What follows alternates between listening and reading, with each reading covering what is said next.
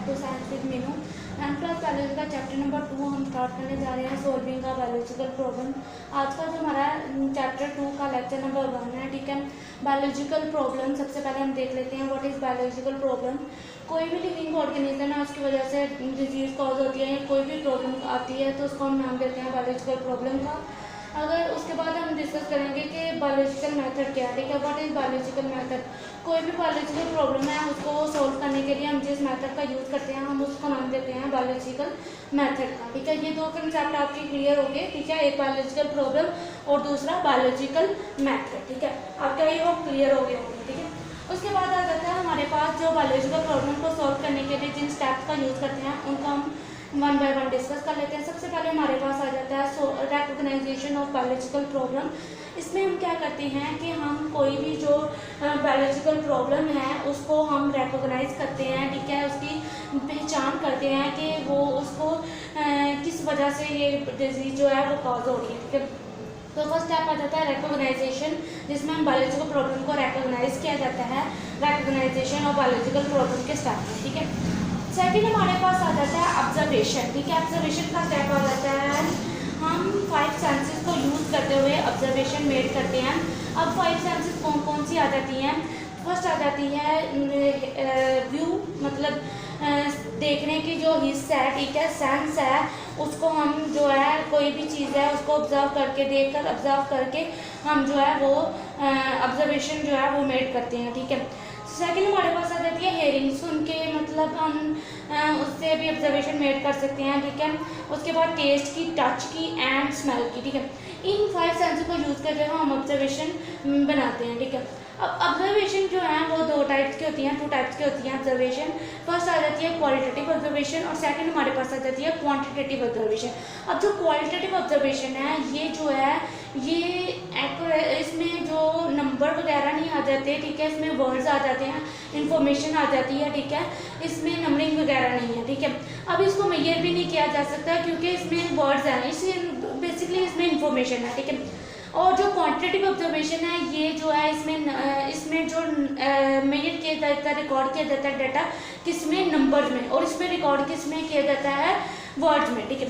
तो अगर मैं इसके एग्जांपल से समझाना चाहूँ तो इसमें जो फ्रीजिंग पॉइंट ऑफ वाटर है is colder than the boiling point. इसमें क्या कह रहा है कि जो फ्रीजिंग वाटर का जो फ्रीजिंग पॉइंट है वो कोल्डर है देन किससे, बॉइलिंग पॉइंट से, ठीक है। अगर मैं इसी स्टेटमेंट को क्वांटिटेटिव ऑब्जर्वेशन के लिहाज से देखूँ तो freezing point of water is 0 degree Celsius. इसमें मैंने रिकॉर्ड किया नंबर में, जीरो नंबर है तो नंबर में रिकॉर्ड कर लिया अपना data 0 degree Celsius and boiling point is 100 degree Celsius. तो ये जो है ये क्वांटिटेटिव ऑब्जर्वेशन की एग्जांपल आ गई, ठीक है।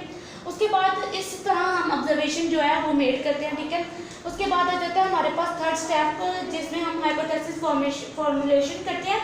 ऑब्जर्वेशन जो हमने बनाई होती हैं उसकी बेस पे हम हाइपोथेसिस जो है वो फॉर्म करते हैं, ठीक है।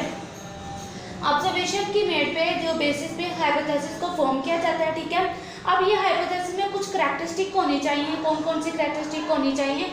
इसमें जो है ये जो स्टेटमेंट है ये जनरल होनी चाहिए। दूसरा हमारे पास ये है टेंटेटिव, का मतलब है कि इसको गलत साबित किया जा सकता है, मतलब ये आर्जी है, टेम्परेरी है, इसमें इसको गलत या सही साबित किया जा सकता है, ठीक है। तो ये स्टेटमेंट जो है टेंटेटिव होनी चाहिए, इसको गलत भी साबित किया जा सके, ठीक है। It should be agree with available observation, जो हमने ऑब्जर्वेशन मेड की है उससे जो है ये एग्री करती होनी चाहिए स्टेटमेंट। उसके बाद हो जाता है it should be kept as simple as possible, कि इसको ज़्यादा से ज़्यादा सिंपल होना चाहिए, ठीक है। ये टेस्टेबल होनी चाहिए और टेंशनली फॉल्सेबल, मतलब इसको गलत साबित किया जा सके, ठीक है। तो ये इस तरह की करैक्टरिस्टिक होनी चाहिए जो हम हाइपोथेसिस को फॉर्म कर रहे हैं, ठीक है। फोर्थ हमारे पास आ जाती है वो डिडक्शन का स्टेप। अब डिडक्शन में क्या करते हैं हम जो है, उसके बाद हमारे पास स्टेप आ जाता है डिडक्शन का। इसमें क्या करते हैं जो बायोलॉजिस्ट हैं वो क्या करते हैं कि जो हमने हाइपोथेसिस, उन्होंने बायोलॉजिस्ट जो हैं वो हाइपोथेसिस जो फॉर्म की होती हैं, ठीक है, बायोलॉजिस्ट वहाँ से ड्रा करते हैं डिडक्शन किससे, हाइपोथेसिस से, ठीक है। Draw deduction from hypothesis, from hypothesis. अब जो है ये डिडक्शन जो है इसको हम जो है वो क्यों यूज़ करते हैं, बायोलॉजिस्ट क्यों यूज़ करते हैं, इसको यूज़ करते हुए लॉजिकल कंक्लूजन निकालने में आसानी होती है, ठीक है। ये हेल्प आउट करती हैं लॉजिकल कंक्लूजन निकालने में, ठीक है।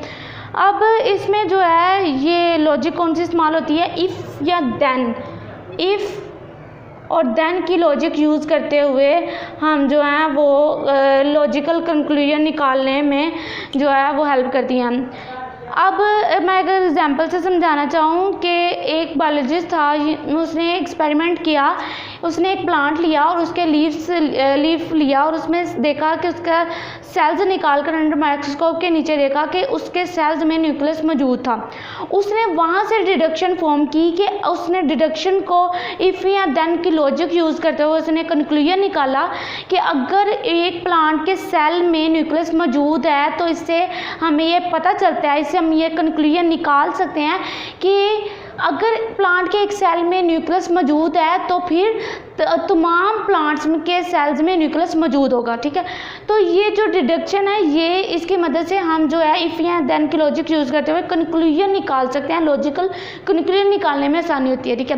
5th नंबर पे हमारे पास आ जाता है स्टेप एक्सपेरिमेंटेशन का। इसमें क्या करते हैं कि जो हमने हाइपोथेसिस फॉर्म किया होता है उसको हम जो है वो इस पर एक्सपेरिमेंट करते हैं, उसको गलत साबित करने की कोशिश करते हैं, ठीक है। उस पर बहुत सारे एक्सपेरिमेंट किए जाते हैं, ठीक है। उसके बाद इसमें जो एक्सपेरिमेंटेशन में आ जाता है एक तो कंट्रोल ग्रुप, ठीक है, और दूसरा एक्सपेरिमेंटल ग्रुप, ठीक है। अब कंट्रोल ग्रुप में क्या होता है, जो कंट्रोल ग्रुप होता है इसमें जो है इसमें हम वो चीज़ें रखते हैं कि जो हमने जो नेचुरल तौर पे होती हैं। जैसे एग्जांपल की बात करूं, जैसे जो प्लांट्स हैं उनके फोटोसिंथेसिस के लिए कार्बन डाइऑक्साइड ज़रूरी है, ठीक है। तो हम ये देखना चाह रहे हैं कि क्या वाकई ज़रूरी है, तो हम जो प्लांट्स इसमें कंट्रोल ग्रुप पे रखेंगे उसको कार्बन डाइऑक्साइड जो है वो अवेलेबल होगी, ठीक है, उसको जो है अवेलेबल होगी। और जो एक्सपेरिमेंटल ग्रुप होगा उसमें कार्बन डाइऑक्साइड जो है वो नहीं होगी, ठीक है।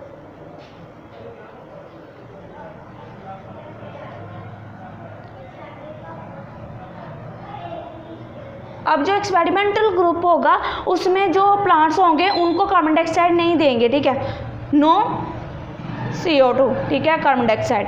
अब इससे जो है कंक्लूजन, इससे हमें क्या पता चलेगा कि जो फोटोसिंथेसिस है, जो जिन्हें कार्बन डाइऑक्साइड मिलेगी प्लांट्स को, वो अच्छे तरीके से उनकी ग्रोथ होगी, और जो एक्सपेरिमेंटल ग्रुप में हमने जो कार्बन डाइऑक्साइड नहीं दी, ठीक है, वो जो है वो उनकी डेड वगैरह हो जाएगी, ठीक है, वो अच्छे तरीके से ग्रो नहीं कर सकेंगे।